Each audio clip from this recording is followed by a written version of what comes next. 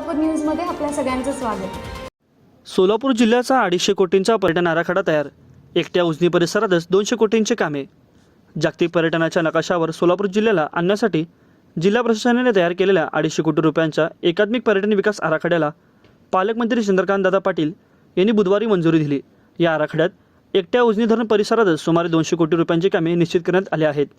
जिल्हा नियोजन समितीच्या सभागृहात या संदर्भात बुधवारी बैठक झाली। यावेळी जिल्हाधिकारी कुमार आशीर्वाद, खासदार प्रणिती शिंदे, खासदार धैर्यशील मोहिते पाटील, आमदार सुभाष देशमुख, आमदार संजय शिंदे, निवासी उपजिल्हाधिकारी मनीषा कुंभार, जिल्हा नियोजन अधिकारी दिलीप पवार, सार्वजनिक बांधकाम विभागाचे अधीक्षक अभियंता संजय माळी आदी उपस्थित होते। पालकमंत्री चंद्रकांत पाटील हे म्हणाले असता, पर्यटनाच्या दृष्टीने सोलापूर जिल्ह्याचे महत्त्व अनन्यसाधारण असून आपण या आराखड्याला मान्यता देत असून यासाठी आवश्यक असलेले निधी राज्य शासन उपलब्ध करून देईल।